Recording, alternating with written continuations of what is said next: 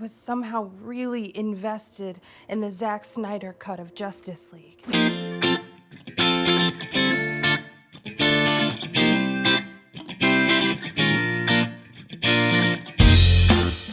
Hello and welcome to Intoxicated Masculinity. If it is Oscars time, then it is an Oscars video. So this is my first video on the Oscars. I'm going to do some of my picks. We're going to talk about some of the movies that are nominated and what I think should win, what I think will win. We're going to go through all the categories. I do have to start off by saying, unfortunately, I have not been able to see all the movies yet. I have seen 52 of the 53 nominated films. To Kill a Tiger is one of the best documentary nominees. That does not go live on Netflix until Friday. But I've seen all but one of the nominated films, and I think that's pretty good. And I will have watched To Kill a Tiger by the time the Oscars come out. So I'm going to give my my opinion on Best Documentary without having seen one of them, but I think that's pretty good. I think it's better than a lot of people are able to do. I'm going to start at the bottom of my list and just kind of work my way up. We'll talk a little bit about each one of the movies. Probably not a ton because there's a lot of movies to talk about. 53 or 52 to be specific. So let's drop right into it. The first category that I am going to talk about is Best Original Screenplay. Screenplay, they have two categories, adapted and original. We're going to start with original. Nominated is Past Lives. It is about somebody who grew up with a friend who moved to America. They then reconnect later on. To be honest, this one wasn't super. I mean, I don't think it's a bad film or anything. I don't think there's actually a lot of bad films nominated this year. I think it's generally a fairly strong year. Past Lives, it just didn't stick with me like many did. Next up, we have May December. May December is Natalie Portman and Julianne Moore, where Natalie Portman is playing She's playing a fictionalized or semi-fictionalized version of Julianne Moore's character, who basically slept with somebody who was, like, I don't remember, 14 or something like that. Got pregnant with that person and then got married, and they're now married. And it's, I think, something like 10 or 15 years after that event. It's good. Natalie Portman's good in it. Julianne Moore's good in it. It's not going to be in my top 10 of the year or anything, but I think it's an interesting watch. Next up is probably the one that I have the least good feelings about in sort of a lot of the big categories, and that is Maestro.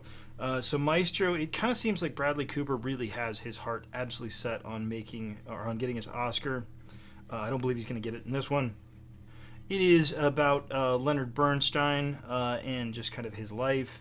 To be honest, I'm just kind of sick of musician biopics. I don't think this is a bad movie by any means. Carey Mulligan, we'll talk about her maybe a little bit more later on, plays his wife. I don't know. It's just a musician biopic. It didn't really just hold a lot of significance for me. I'm going to talk about a lot of films on this list that sort of stuck with me. One in particular that I still keep thinking about over and over and over again. Maestro, it was a fine movie, and it was as good as a lot of the musician biopics coming out in the last several years, which is fine. The Holdovers up next. Holdovers I really liked a lot. I'm not necessarily a huge Paul Giamatti fan. I don't dislike him or anything, but there are some people out there that I think that are really, really big Paul Giamatti fans. He's great in this. I mean, the movie is essentially for the vast majority of the film is three characters. I think all three actors do a fantastic job. I think actually probably would have nominated the third actor in the Best Actor category, but we can talk about that. And the last is Anatomy of a Fall. Anatomy of a Fall is a French film. It is about a woman whose husband dies under somewhat mysterious circumstance, and is sort of the investigation into what happened. It's a really good movie. Again, probably not in my top 10 movies of the year, but I did enjoy it quite a bit. I think it's really well made. Anatomy of a Fall also has Sarah Hüller, who is really good in that one. We'll talk about her more in just a little bit, but she's good in that. Overall here, so my pick is that I believe Anatomy of a Fall probably will win. So that is my pick for the winner. If I was the only voting member, I would vote for The Holdovers. I think The Holdovers was just great. It's there's sort of a trend of kind of smaller movies and I like a lot of those, and The Holdovers one of them. It's really good. Again, all three actors great. We'll talk about those more in just a little bit. So on to the adapted screenplay. This I feel like is a tough category. I like everything here. The first is the zone of interest. I'm not going to talk a lot about the zone of interest now because I'm going to talk about it a little bit more later on. Needless to say, I think it's a brilliant film, absolutely brilliant film. And it's essentially a movie about the Holocaust, but it's done in a way that I don't think I've seen people look at it before, and I think it gives you a fresh take both on that historical event, and I think it gives you a way to reflect more on maybe current day events. Poor Things is a great movie. It's Frankenstein kind of, but feminist Frankenstein, I guess, maybe is not a particularly good way of referring to it. It's a little odd, but I think it's one of those things. Like, I think some people that are not into your sort of highbrow movies will probably be a little shocked. Not shocked is the right word, but be a little bit tough. It'll be a tough sell at the beginning, but as the film goes on, it's just really well made. And I think they cover a lot of topics that another film that's nominated in this category covered, and probably did them in quite a bit better way. Oppenheimer, this is the first category of many where we'll see Oppenheimer. It's about J. Robert Oppenheimer and the invention of the atomic bomb and sort of his legacy. I think it's a pretty good movie. It doesn't really stick with me much. It wouldn't be the one I would vote for. Barbie and Poor Things are actually covering a lot of the same topics, and I think Poor Things covers those topics in just a better way. I've heard some people say that Poor Things is Barbie for weird people. I don't think that's entirely fair, but it's valid to some degree. And finally, for the best adapted screenplay, we have American Fiction. American Fiction, I loved. It's another one of those kind of small movies. It's Jeffrey Wright playing a kind of stuffy author who kind of looks down on pop fiction and then writes a pop fiction book kind of as a joke. The characters are all fun. It's a fun movie. It's clever. It's interesting. I like the ending. The ending is kind of cool. So in this category, I believe that Oppenheimer will probably win. That is going to be a trend. Based on everything that I'm seeing and hearing, I really think this is going to be an Oppenheimer love fest at the Oscars this year. I can talk about whether or not I think that's right or not. I don't. But I think it will probably win. As far as best adapted screenplay, this is a tough one. I think American Fiction, Poor Things, and Zone of Interest would all be really, really great. I think as far as the screenplay, though, I think American Fiction is where the one that I would vote for. The next category, I'm not going to talk too much about the movies because this is going to be best visual effects. And I'm actually not a huge fan of a lot of these movies. So this is Napoleon, which is Ridley Scott's take on Napoleon. I didn't really like Napoleon. I think it's incredibly long. I don't think he really gets to know Napoleon at all. This is one of the few movies that's nominated this year that I actively don't really like. I did not enjoy it. I feel like it's misguided in many ways. It gets a lot of historical things wrong. Ridley Scott doesn't seem to care that it gets a lot of historical things wrong. The visual effects, I don't really understand why it's nominated for best visual effects. I don't think there's a lot of big battle scenes, and I get maybe that's, but it wouldn't be on the list for me. Next we have Mission Impossible Dead Reckoning Part 1. So this is the new Mission Impossible movie. I actually binged through all the Mission Impossible movies leading up to this. It wouldn't really make even my top Mission Impossible movies. I think that it's also too long. It's half of a movie. Just didn't care for it. Guardians of the Galaxy Volume 3, as a certified Marvel fanboy, I will shock the world by saying I didn't actually like this movie all that much. I think it's fine. It's probably, as far as ranking just in the Guardians of the Galaxy movies, it's probably better than the second one, not as good as the first one. It's got good effects. It's Marvel. Whatever. Then we have The Creator. So The Creator is a movie that was much maligned in theaters. A lot of the reviewers that I sort of agree with saw this movie and really liked it. I didn't really like it. I felt it was kind of... it's attempted to be highbrow sci-fi, and I feel like it just didn't quite hit the mark. The special effects are pretty good, I'll give it that. But ultimately, this is going to be the first category where I think that the one that will win is the one that should win, and that is Godzilla Minus One.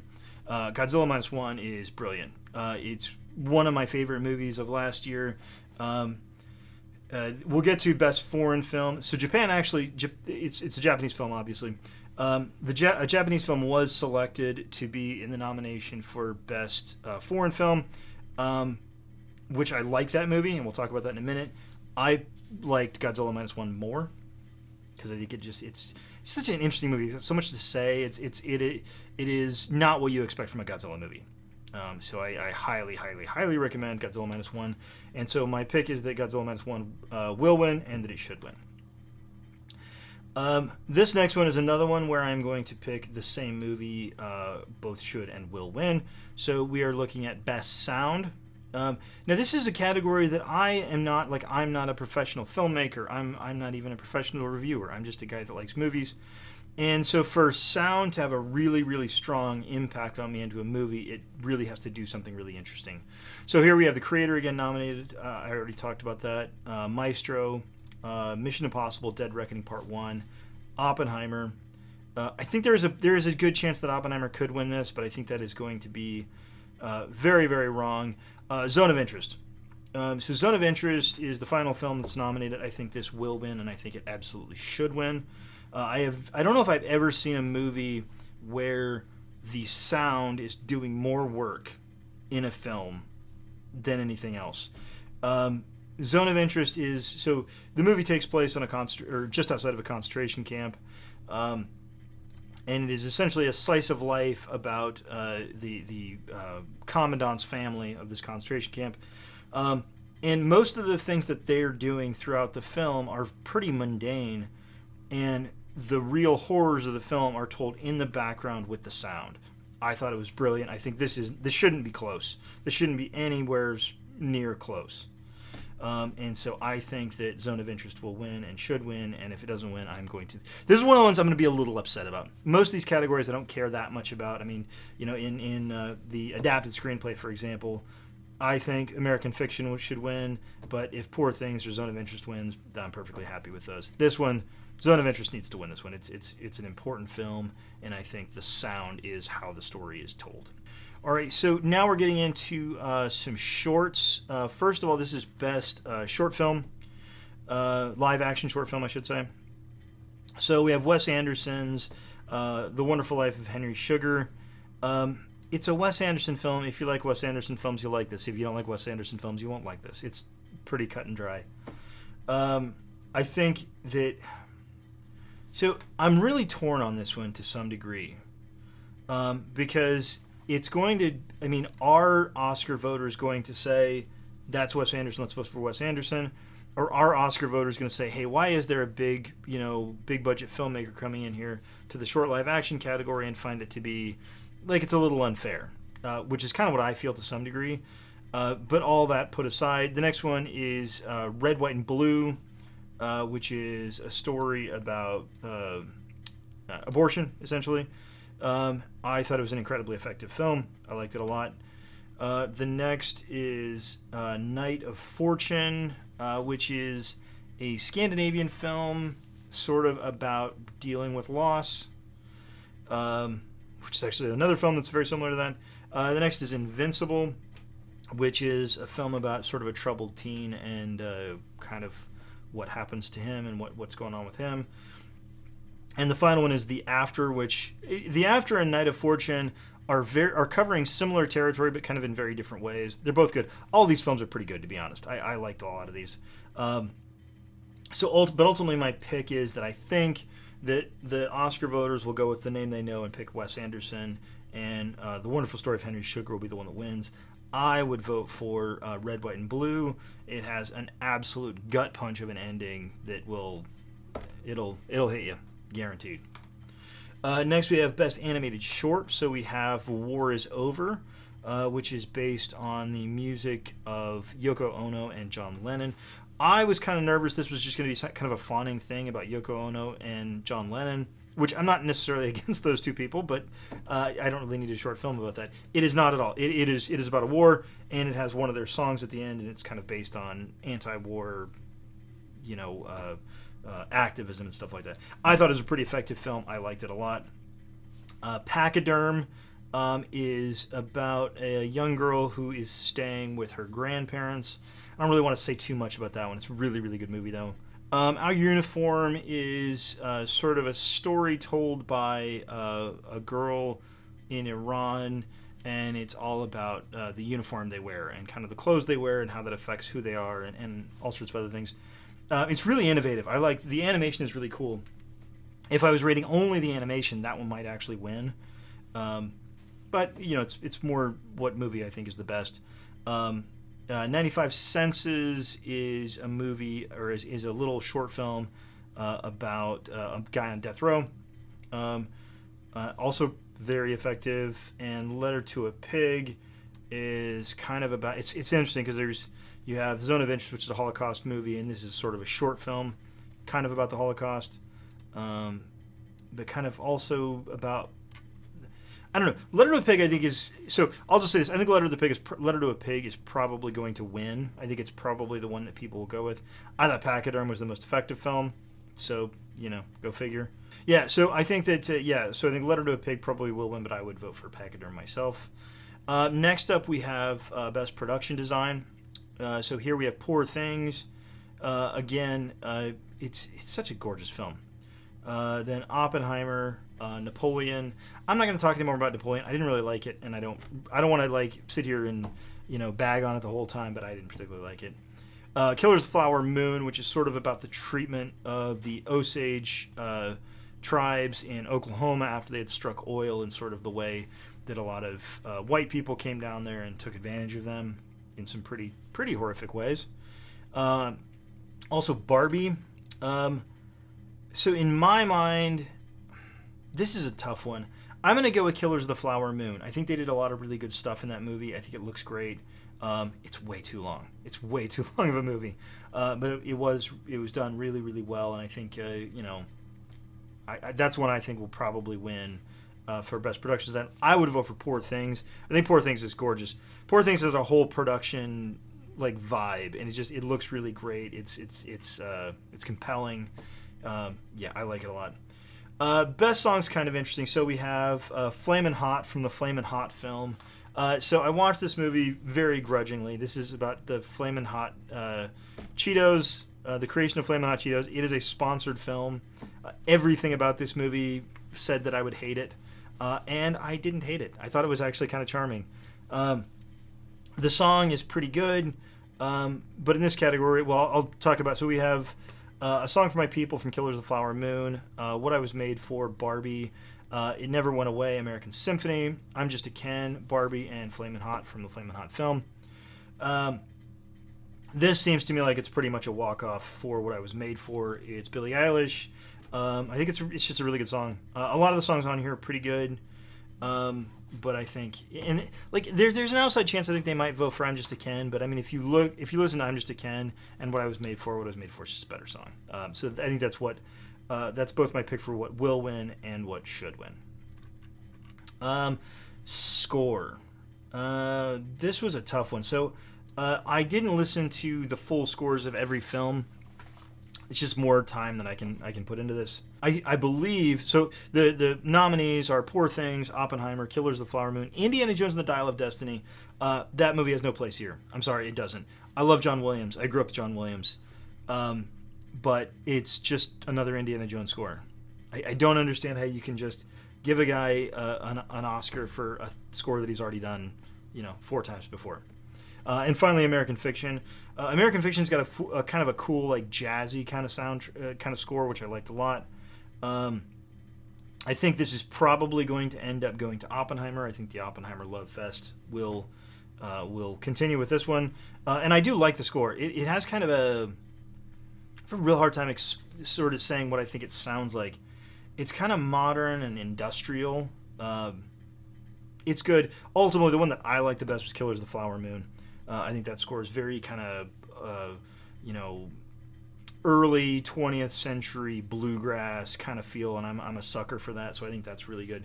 So yeah, I think Oppenheimer probably will win, but I would prefer that Killers of the Flower Moon did. Next up, hair and makeup. So we have Society of Snow. This is the first time we're talking about this one. Society of Snow is the Uruguayan rugby team that crashed in the mountains, originally put on film with Alive back in the 90s. I liked it. It didn't, for some reason, that film didn't hit me as much as some of the other ones did. I don't dislike it. I think it's a very good film. Next, we have Poor Things, Oppenheimer, Maestro. Again, my feelings on Maestro continue to not be particularly positive, especially in the hair and makeup category. And finally, Golda. So Golda is about Golda Meir, who is the Prime Minister of Israel. I thought it was a good film. I think that the timing of the release of Golda, given the current events that are going on there right now, it probably brings a lot of negative feelings to a lot of people's minds. The hair and makeup was good. I don't think it was particularly excellent. Here, I think it's going to be Poor Things. I think Poor Things will win. I think it should win. It's just got Poor Things got such a great style to it. I just really like that a lot. All right, next up we have Best International Film. These were tough to find, to be honest. This is the category that I always, well, generally, now I have one documentary, but that I generally have the hardest time getting all of them. And I will not say if I resorted to any sub-legal means to find any of these, but you know. So here we have the Zone of Interest that I already talked about, and I'll talk about probably more. So that's from the UK. Teacher's Lounge from Germany, which is really, really good. Society of Snow, I liked a lot, but definitely isn't in my top. So the next one is the film nominated from Japan, and that is Perfect Days. So they put Perfect Days up as their nominee. Again, I kind of wish they would have done Godzilla -1, but Perfect Days is very good. Perfect Days is just a film about a guy who scrubs toilets in Tokyo. There's a lot sort of suggested that's not overtly said about him. I don't think he has more than about a page of dialogue in the entire film. Honestly, I almost think you could watch this, if you don't speak Japanese, which I obviously don't speak Japanese, you could almost watch this without even it being subtitled and probably get almost the same amount out of it as you did with subtitles. Because it's a very simple story. And it's kind of unconventional. It's not... I almost don't even think it's like a classical, 3-act kind of structure. It's just sort of looking at the world through the eyes of this guy who's just kind of a stoic, just kind of appreciating the world and interpreting it and just kind of existing in it. It's a really good movie. And finally, from Italy, Io Capitano is about a couple of Senegalese guys that are leaving their home to try and get to Europe so they can make some money to send home. And it's basically just about their journey across Western and then Northern Africa to try and get to Italy. So this was a different sort of film because it's very intense. It's very rough in a lot of ways to watch just because of the topics they're covering. Ultimately, I would say it wasn't one of my favorites. It feels like, I don't know, I hate to say emotionally manipulative because all films are to some degree emotionally manipulative. It just didn't 100% hit for me. It's like it was almost there. It was almost really, really great, and then it just didn't quite stick. Well, I don't want to say stuck the landing because actually I do like the ending. But ultimately, it's not going to be, it's not my best. So in this one, I think The Zone of Interest, because that's the movie that I haven't been able to get out of my head since I saw it. I'm thinking about it right now. I think The Zone of Interest will win, and I think The Zone of Interest should win. Teacher's Lounge is real good. Teacher's Lounge is real good, and it made me angry in parts. It is another one of those things. I was talking about one of the earlier films, very small. I mean, it is literally just taking place in this middle school in Germany, with a relatively small event that happens that kind of gets blown out of proportion or doesn't get blown out of proportion, depending on your perspective. It's real good. It would probably be my number 2 if I could pick a number 2, but I think Zone of Interest is amazing. I think it will win and should win. Film editing. This is the category that I know the least about. I edit YouTube videos, and editing YouTube videos is a far cry from editing a motion picture. Ultimately, I think our nominees are going to be Anatomy of a Fall, The Holdovers, Killers of the Flower Moon, Poor Things, and Oppenheimer. We've kind of already talked about all these movies. I think probably Oppenheimer will get the most love. There's one phrase they'll sort of talk about sometimes in these types of things where Oscar voters will vote for the most editing instead of the best editing. I think Oppenheimer certainly has the most editing, and I think that will probably be people's excuse to vote for that. I would say Poor Things. I think that's the direction that I'm thinking. Okay, now we get to our documentary categories. First up is going to be documentary short. And these were all pretty good. So we have the ABCs of book banning, The Barber of Little Rock, Island Between, The Last Repair Shop, and 99 Waipo. My pronunciation, I apologize. 99 Waipo is about the mother or the grandmother and grandmother-in-law, I can't remember exactly, of this couple, and they just live together, and it's just like a little short film about their life and how they live. It's very light and kind of heartwarming, and it's just real good. The Last Repair Shop is about the repair shop in Los Angeles County where all of the instruments for all the students for all the schools are sent to have their instruments repaired. It is real good. I liked it a lot. It's sort of they throughout the film they are talking about how each one of the people in the repair shop got there, sort of their story, and they all have very, very interesting stories, and it's very heartwarming, and I liked it a lot. The Island Between is about the island of the Taiwanese island of Kinmen, and a filmmaker goes back there, and it's just sort of about this tension between Taiwan and China, and I think it's good. It didn't stick with me a lot. I think it's a good short film. It's not very long, so if you want, that's the nice thing about these short films. You can check them out. I think this film's about 20 minutes, a little less than 20 minutes long. So it's not gonna take your whole day or anything. Next is The Barber of Little Rock. This is about microfinance. It's a good movie, and also if you don't know anything about microfinance, I would highly recommend watching this and then sort of getting more information on it. Microfinance does a lot of really good stuff for people that can't go to traditional banks. So I'm on board. Next to ABCs of book banning, there's been a lot of book banning lately. It's become kind of a big thing. I actually spoke out here in my own locality about the banning of Slaughterhouse-Five. Book banning is a fascist activity. It is an act that is engaged in by fascists. I know people probably think that phrase is thrown around more than it should be, but in this case, if you're banning books, then you're trying to ban knowledge. Huge Kurt Vonnegut fan. And it's sort of talking to kids about book banning. And surprisingly, kids don't want books banned. Who knew? So my pick here is going to be The Last Repair Shop. I think it will win, and I think it should win. It depends. With the documentaries, you never really know if people are picking based on the quality of the documentary or the subject. Because I think the ABCs of book banning has a real solid chance of winning because it's a very sort of fresh, right now topic. I think The Barber of Little Rock is real good. Barber of Little Rock would probably be my secondary choice. But for my pick for what will win and what should win, I'm going to go with The Last Repair Shop.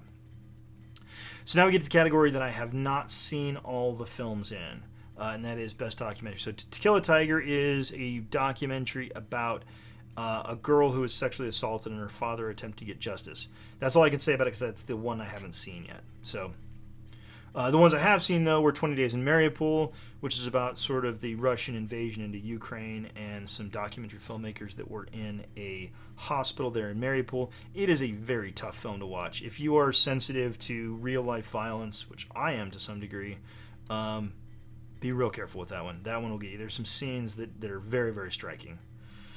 Four Daughters is about a woman who has four daughters, as you might guess. Two of her daughters have gone off to fight with ISIL and become extremists. And it's a combination of some of the scenes are filmed sort of more theatrically with actresses playing her two oldest daughters. And there's an actress that's playing her in some scenes. So it's kind of half documentary, half short form film kind of a thing. And it's very effective. It makes you think a lot. and I think it was really good. Next up is The Eternal Memory. It is about a Chilean journalist who had previously covered a lot of the stuff that Pinochet did. He and his wife living in Chile today, and essentially his descent into Alzheimer's. Not a fun watch. It's very well made, but it is a tearjerker. So Bobby Wine, the People's President, is about Ugandan musician who ran for president there. I thought it's pretty good. I don't know. I don't know all the politics surrounding this. One thing that you have to be really careful of when you're watching documentaries like this that are sort of politically charged things about foreign countries is who's making it and who's kind of benefiting from it and why are they. So sometimes documentaries like this, I would like to see what happens over the next 5 or 10 years and see if this documentary is 100% what's going on or not. Again, I'm not accusing the filmmakers of doing anything untoward. It just, some of the things in the documentary made me feel like, I don't know. Like for example, again, my wife is from Venezuela, and we had Juan Guaido pretending he was Alexei Navalny, and he was not. He was a big old fake. And so when I see documentaries about foreign leaders and how they need support, because many foreign leaders do need support, but some foreign leaders are there and they're just kind of U.S. plants or U.S. puppets. I'm not saying that's what he is. I'm just saying that does happen. And so in this one, I don't see how 20 Days in Mariupol is not going to win this. I don't know if it's technically the best documentary here, but sort of the shots they got and some of the stuff they saw is just mind-blowing. It was incredibly difficult to watch. And so I think in this category, I'm going to say 20 Days in Mariupol will win and should win. All right, next we have Best Costumes. We have pretty much the usual suspects here. A lot of the films we've already talked about. Poor Things, Oppenheimer, Napoleon, Killers of the Flower Moon, and Barbie. I think, so Barbie is nominated for, I believe, 7 Oscars. Barbie is nominated for 8 Oscars. I don't think it is going to win very many of those. In fact, I think it's going to maybe win 2. And I think one of those is probably going to be for Best Costume. My thought process, and again, we'll see on Oscar night if this is a flawed thought process or not. This is kind of a nice, safe one that you can give to Barbie so you can say it won another Oscar. Because I think this is a tough category. My personal opinion is I would give it to Poor Things. I like Poor Things a lot. But I think Barbie's a safe bet for this one. So I think that Barbie will win, but I think the Poor Things probably should win. Next up, we have Best Cinematography. This is kind of a tough one. In fact, I'm going to change my answer on the fly. I had a different thing written down, but I'm going on my gut here. So in this category, we have Poor Things, Oppenheimer, Maestro, Killers of the Flower Moon, and El Condi. El Condi, this is the only category he was nominated in. El Condi is a real interesting, strange kind of a movie. It essentially reimagines Pinochet as Dracula, and after being killed, or after dying, that he decides to go off and be Dracula. It's the cinematography is really good. It does look good. And I liked it, but it's not going to be, I don't think it's going to win. I think that the Oppenheimer Love Fest will continue with this one. So I think that's what will win. I think Poor Things I would put Poor Things up. I'm becoming kind of a stan of that movie, I guess. But I think Poor Things was a great looking movie. Just a really great looking movie. All right. Best Animated Film. This one had kind of a surprise in it. Oh, and I should say, under Best Documentary, there's a documentary called Still that is a documentary about Michael J. Fox. It was not nominated. It should have been nominated. I would have kicked out Bobby Wine for Still, and you should watch that. I think it's available streaming. It's very, very good, especially as the child of somebody with Parkinson's. It's a very, very well made documentary. For Best Animated Film, we have Spider-Man Across the Spider-Verse, which is about Spider-Man, as one might assume. Robot Dreams, which I think was a bit of a shock. I think a lot of people thought that we would get the new Teenage Mutant Ninja Turtles in here, but it did not. Robot Dreams is about a guy who is lonely and gets a robot and loses the robot, and he and the robot are separated. It's very, very simple. It was pretty good. I really liked it. It's not going to be my pick for my favorite, but it was very, very good, and I liked it a lot. And it's very kind of, it's not kind of about what you think it's going to be about. It's more kind of high-minded sci-fi, but not that high-minded. Very human sci-fi. Next up is Nimona, which comes from a comic book. I think it might have been originally a webcam. I have the, actually, it's Noelle Stevenson. I actually have it sitting right next to me. I've got a signed copy. So I like the comic a lot. I thought the movie was great. It's a great interpretation of it. Next is Elemental. Elemental is the Pixar movie that we have to put in every one of these lists. I didn't really like I didn't really like Elemental, to be honest. I think Pixar. I'm not a total humbug. I think the Pixar does do some great stuff. This just wasn't it. And the last one is The Boy and the Heron. So The Boy and the Heron is an anime by Miyazaki. I don't want to talk too much about this because I just don't watch anime very much. I liked it. I thought it was good. It wouldn't be my pick. But I've heard some people talking. They think this is like going to be the last Miyazaki, or one of the most significant Miyazakis. It's my understanding that most people think that it is pretty much going to be between The Boy and the Heron and Spider-Man Across the Spider-Verse. I think it's probably The Boy and the Heron is more significant.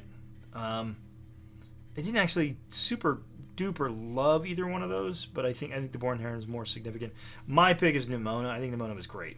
It's just really neat, and it has a great message. It's fun. It manages to kind of walk the line of like you can show it to your kids and they'll love it, and you as an adult can watch it and love it. It's great. Plus, it's got a character named Golden Loin, and Golden Loin's a great name. Next up, we have Best Director. This is a tough one. So we have Justine Triet for Anatomy of a Fall. I apologize for mispronunciations of names. We have Martin Scorsese for Killers of the Flower Moon, Christopher Nolan for Oppenheimer, Yorgos Lanthimos for Poor Things, and Jonathan Glazer, Zone of Interest. Will not surprise anybody by saying that, Christopher Nolan's getting his Best Director. This is going to be an Oppenheimer. I don't think it's going to be a sweep of Oppenheimer, but I think Oppenheimer's going to win a lot. Not surprising anyway. Zone of Interest. I think I'm going to get into it more now. So the thing with Zone of Interest, it is a very slice of life kind of a movie, and yet they're talking about things that are horrible. I mean, horrors. But they talk about them in a way that I've never heard anybody talk about these kinds of things. Again, kind of when I was talking about it in Best Sound. So much of the story is told just through sound. It is the banality of evil in many, many ways. I mean, Rudolph Hess is one of the worst people who ever lived. And yet it talks about him in a way that makes him seem boring, and it's just kind of brilliant. The way that he is discussed and the way his family, is discussed. It's a brilliant film. Unfortunately, I don't think he will win, but he should win. Christopher Nolan's definitely getting, in my opinion, is definitely getting Best Director for this one. Finally, we go into our acting categories. So we're going to start off with Best Supporting Actress. So we have Divine Joy Randolph from The Holdovers, Jodie Foster from Nyad, America Ferrera from Barbie, Danielle Brooks from The Color Purple, and Emily Blunt from Oppenheimer. This, unfortunately, so I haven't talked about Nyad. Nyad is about, it stars Annette Bening, and Jodie Foster is her friend. And it's a woman who wanted to swim from Cuba to, I believe, Key West. And failed to do it. She was younger, and then when she gets older, decides she wants to do it again and makes an attempt, or more than one attempt. It's a decent movie. I think it's if you like sports movies, it's kind of a sports movie. Well, you'll like it. Danielle Brooks, I like Danielle Brooks. We actually saw her in the Broadway version of The Color Purple several years ago. This new version of The Color Purple, I didn't really like, to be honest. I thought it's like they're trying to go some weird different directions with it, and I just don't think it hit. So nothing against her, I just don't think the movie was on. And Emily Blunt and Oppenheimer, that one really confused me. I feel like there was a lot of other Best Supporting Actresses that probably deserved, like, this is probably the weakest category of all of them. Ultimately, though, if there's one category that I'm dead certain on, Divine Joy Randolph is going to win this award. She should win this award because she was great in The Holdovers. I feel like in a lesser film, her character would have been given a lot shorter shrift. But in that movie, she actually gets an arc. She gets a character arc, and she's great in it. She is different in the beginning of that movie than she is in the end of that movie, and all the characters kind of are, and that's something that I really, really like to see in a movie. So yeah, Divine Joy Randolph, not close. Best Actress. This is a tough one too. We've got Annette Bening from Naiad, Lily Gladstone from Killers of the Flower Moon, Carey Mulligan from Maestro. Carey Mulligan is probably the best thing about Maestro. I almost think she probably should have been brought up in Best Supporting Actress because I don't think she doesn't feel like lead actress in this movie, but it's fine. Emma Stone from Poor Things and Sandra Hüller from Anatomy of a Fall. It seems to me like Lily Gladstone is probably going to win this one, and she is very good, and I don't have any problem with her winning. I think, though, the best actress that I saw was Emma Stone in Poor Things. I thought she was great. She's really, really great in that movie. And goes to a lot of places that is not easy for an actress to go to. I think Lily Gladstone probably will win. Again, deserved. I don't think she's not bad at all in that movie. And I think she's probably my second favorite lead actress in this category. But I thought Emma Stone was brilliant in Poor Things. All right, on to Best Supporting Actor. This has some head scratchers for me. So we have Mark Ruffalo in Poor Things, who's brilliant. He's brilliant in that movie. He's just great in that movie. Ryan Gosling in Barbie, he's really good in that movie. Robert Downey Jr. in Oppenheimer and Robert De Niro in Killers of the Flower Moon. I would not have nominated either of those.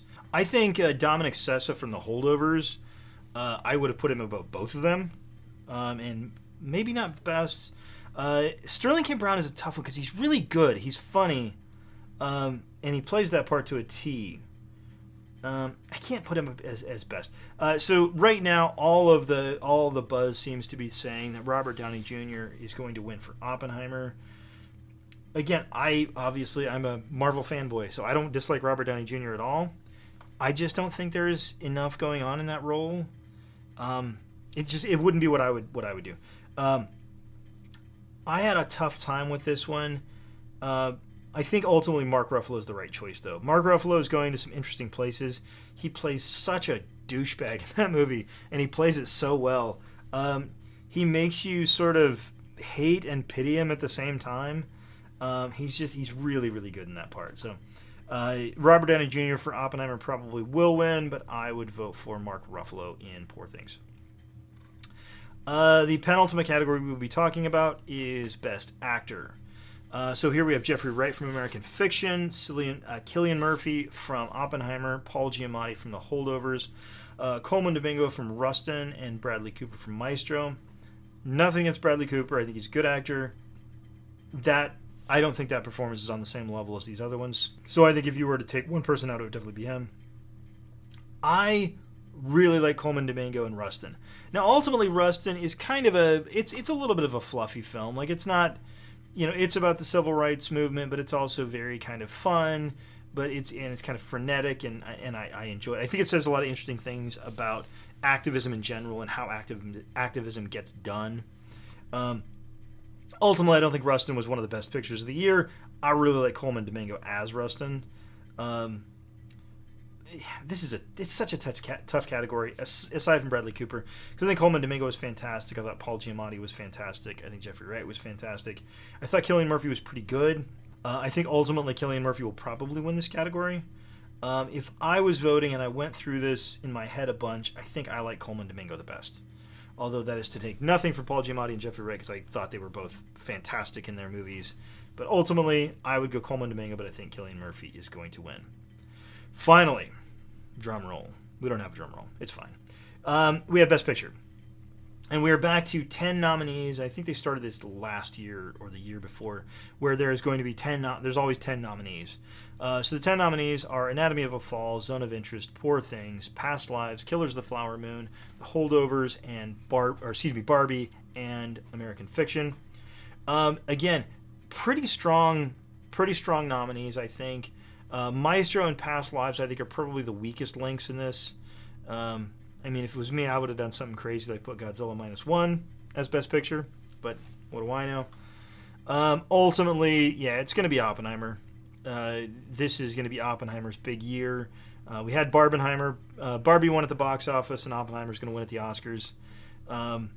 Surprising no one based on what I've said so far. Zone of Interest is my pick for Best Picture. But I don't think it probably has a chance of winning.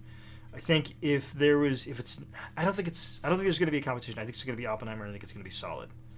I mean, I think it would be cool if Poor Things won. I think it would be cool if The Holdovers won. Obviously, I think it'd be really cool if The Zone of Interest won, but I don't think that's likely. I think this is going to be Oppenheimer. So, that is my picks for the Oscars for the 2024 Oscar season coming out this coming Sunday. I will watch the Oscars. We're having a party here, and then I will do a video about kind of my reaction to who won. I'm not sure if I'll film that Sunday night. We'll have to see how party the party is. But if nothing else, I should have my reactions up by Monday afternoon. So below, please tell me what you think should have won. What was the biggest Oscar snubs? As far as I don't have a ton of snubs this year. I think that I would have put Godzilla -1 in a couple of other categories. I think still probably should have been nominated for best documentary. Yeah, that's about it though. Again, I'm sure I know there's some other films that people mentioned as being big snubs. I haven't necessarily seen those yet. But that's all I've got at the moment. So yeah, please put below and tell me what you think. What should have won, or what should win, what will win, where am I wrong? Why do I not know what I'm talking about on anything? Please feel free. And on that note, I want to thank everybody for watching. Please like, share, and subscribe. Have a good drink, and have a good day.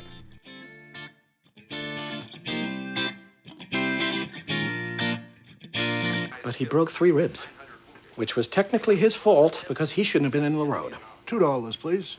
Also, he shot himself, which was the greater indignity.